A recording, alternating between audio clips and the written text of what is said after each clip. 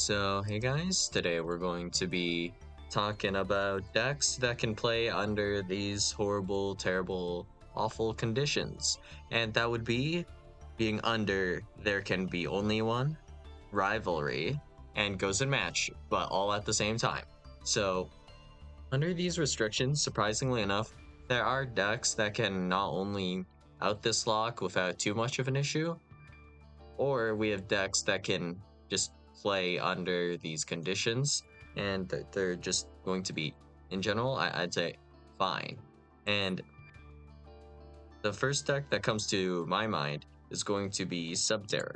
So Subterror as well as Ninja have the qualities of being a flip deck, and being a flip deck, that means you can essentially summon your guys face down, and that would be a-okay. So with Ninja, it's a little bit more awkward than Subterror under these specific conditions. If it was just one of these floodgates, like just the one rivalry, one just one of these anti-summoning kind of floodgates, Ninja would be fine against any of them. Just in general. Subterror, even more so. So with Subterror, you have Guru able to flip face down any of your monsters, and then you just flip face up whatever monster you happen to need at the time, and then flip it back face down. Since this is soft once per turn, this is fairly consistent to do, and when you have access to Final Battle as well as Hidden City, flipping your Subterror monsters face up is not really a big deal, especially when it wasn't the turn you summoned them. So we can, for example, with Guru, I could flip face up Guru, flip face down Guru plus another card. So this would have to usually be one of my opponent's cards if we're under Gozen, Rivalry, and Tcboo at the same time. But yeah, we can do that, and then we can technically flip face up the Guru again. Well, Guru's not as good of an example because this has a hard once per turn. And these guys also have a hard once per turn, right? Yeah, but only on the first effect. So I could flip face up Umastrix, flip face down Umastrix, flip face up Umastrix again with the effect of Final Bow, flip face up again with Hidden City, and flip face down, right? So that is about 3 times, which isn't particularly useful because the effect is hard once per turn, but just in theory, if I really want to flip this face up that much. And also, of course, I can just regularly change it to attack position, would also flip this. So yeah, face up and face down, just yeah. All right, so Subterror very easily can play under these conditions, and of course you can flip face down with Final Battle if your opponent does not control something. So with Ninja, this is going to be a little bit more awkward. So with Ninja, you have Dancing Leaves, which is not activatable unless you have a set card and just a set card. So that's really neat, I guess. So the thing about Rivalry, Gozen, and Tcboo is they can't really do anything about your monsters if they are set, because if your monsters are set, they are unknown, so they don't really get affected by Tcboo, Rivalry, or Gozen, just in general. And of course, it makes no difference if all 3 of them were to be on the field under these pretty nasty conditions. Ninja can still special summon from the extra deck because you contact fuse using your guys on your field, right? So they can be face down, and you can make Maizen, and you can also make Yagurumaru, the Armor Ninja, and technically any fusion deck would be somewhat capable of this, but the problem is having your monsters face down or having access to your monsters. So it's like consistency issue. But yeah, I could set like to Tobari and set Baku, and then contact fuse into like Yagurumaru and start breaking down some of these cards. So the one that would be the most annoying, I think, would probably be either Rivalry would be a little bit annoying. And there is also Gozen. And then Tcboo, I think, is actually not the worst. You can probably live with a Tcboo. Because if I want to go into Maizen, I can, like, let's assume we have to start with normal summon Hanzo. Then we can go into Yagurumaru, which is a machine, then into Maizen, right? So we could do that. There's also, I guess, Tenchi Kaime if we're playing that, which is an archetype kind of just removal that's pretty good in certain situations. Mostly ones where you can get Maizen on the field alongside Tenchi Kaime. But yeah, Ninja, pretty decent at playing under these conditions. And then a few other decks that are good, just in general, like none of them are going to be nearly fully playable, like Subterror, but we have Kishtira. If we're under 3 of these, I guess, like pretty nasty cards in general, we still have access to a lot of things in cache. So for example, I can still normal summon Planet Pathfinder to search rates off if I want to. And then we have Kashtira Fenrir and Pressure Planet Race Off. We also have Kashtira Unicorn. So these are a few of the big ones, but essentially the idea here is to Spectral Summon Fenrir and we can remove the floodgates, we can pummel our opponent a bit. Both options are okay. Kashtira Ogre is just a pretty big dude, so same kind of deal with Kashtira Ogre is possible. Unicorn's also a pretty big guy, so we can summon Unicorn and Unicorn keep bringing itself back with Birth. And then we have, of course, like, if we were playing Planet Pathfinder, we would have more copies of Raids Off, which would be more ways to get into either. Likely it would be Fenrir or Unicorn. We would only be able to have one Kashtira monster up at any given time, but Kashtira monsters are just pretty great in general.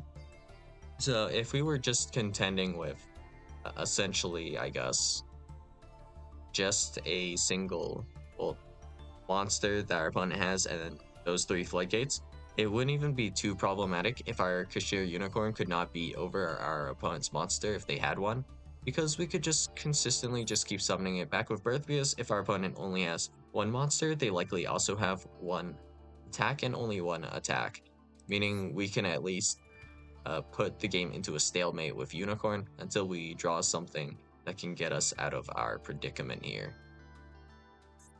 So that's pretty good as well. And then, of course, under Rivalry specifically, I mean, Psychic, Psychic, Psychic, Psychic, and then Warrior. And then if we were under Gozen, we have Warrior, Psychic, and then this is also Psychic, but you can technically make any rank 7 then under Tcboo. And I mean, if the condition for this is met, you can technically just go into a Rise Heart.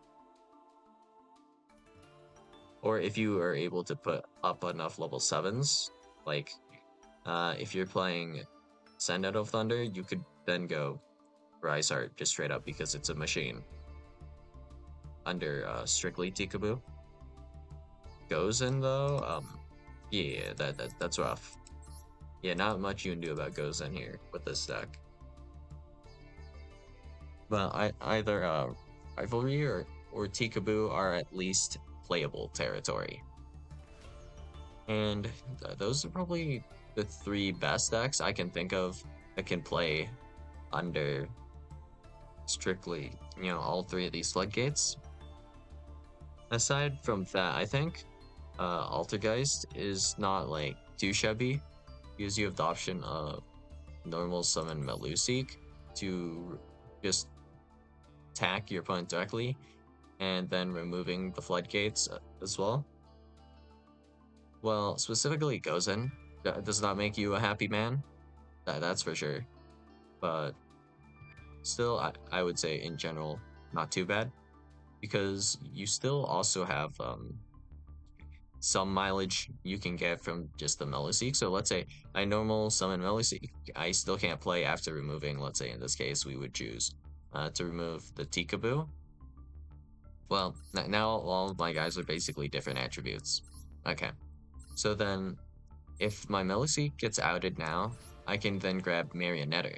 And then if I can grab Marionetter, I can grab Altergeist Manifestation. Then if I can grab Manifestation, I can grab the same Meluseek and summon it back. And then next turn, I could grab, I guess, Silquatus. And then Silquatus can grab back Manifestation. And that'll allow me to grab back Meluseek to grab Marionetter or Silquatus. And, you know, you'll probably maybe be able to remove those floodgates in the back row with Meluseek eventually. It'll take a few turns, but it gets there. Unlike certain cards like, let's say for example, we'll go with Memento Lin Darkblade. Or is it just, yeah, Memento Lin Darkblade. So Darkblade, you'd be able to normal summon this, destroy a card by discarding one of your Memento cards, assuming you have one. And then what? Can you summon anything? Well, if you're under Rivalry, you have to summon another warrior. So you'd have to remove that. And then Gozen. Is there a single good Earth target? No. All of your monsters are actually light or dark for the most part. And then you have no targets you can actually go into. If we're thinking of like targets we don't have access to, we're actually dark locked, right? So we can't go into Mace, notably, right? Kieran can't go into that. Sleepy can't go into that. So, but what can we do here? If we grab Fusion, we can't go into Twin Dragon. So there's that. You can go into Angwitch. That doesn't really do much for us, I guess. Yeah. So, because of Gozen and Tcboo, it doesn't seem like... Well, actually, it would be Gozen and... Wait, is it Tcboo? And Fusion. They're all different types. So, if you're under Gozen, or not Gozen, if you're under Rivalry and Tcboo together, you can't play. But if you're under just a Gozen, you can't play either. So, you're kind of stuck. And after you summon Darkblade, you can't really summon a second Darkblade that freely. So, that sucks. So, breaking through this on a later turn, not really doable, I'd say. If you were able to resolve Fusion to summon the 3 Fusion instead of the 2 Fusion, I guess it would be possible to kind of break free of this. Eventually, I guess. But yeah, not that good in general, I'd say. Well, not under these 3 floodgates, at least. And then, what else do we have? Well, if you're locked into essentially just being only able to set your monsters, or being able to special summon or normal summon one monster, there aren't that many decks that can play under these conditions that well. I believe there was also Nimlaria. Nimlaria would be, just in general, I'd say fine. So the only card you have to technically special summon would be Dreaming Nimlaria. It's just a matter of if you're able to manipulate your extra deck to resolve Dreaming Nimlaria here. But of course, if you're able to do so, you should be just fine in general. These are all beasts, right? For the most part, except for this one. This one's a fairy. But can we remove this from the field somehow? We'll see. Send one level 10 beast monster you control to the graveyard. If you do, negate the effects of all face-up monsters your opponent currently controls until the end of this turn. So, ruling question on this. Can you activate this if your opponent does not control any monsters? I believe you can't, right? Yeah, probably not. Is there anything that would remove your monsters from the field? If you don't have the ability to do that, that would be a little bit more annoying. But it should be fairly manageable to remove all your Nimlaria cards. or not Nimble cards, all of your extra deck cards with like a banquet of millions, banquet of billions. Which one was it? Don't remember. But all right, I guess. Yeah. So yeah, that's all I got for you guys today. And I guess I'll see you guys in. Actually, wait. There was one more deck that could technically deal with this. Oh yeah, Shining Star. Yeah, it would have to be very specific. You know, you would have to go Shining Star, Gander G effect. Boom, simple as that. But yeah, that's all I got for you guys today, and I'll see you guys in the next video. Bye.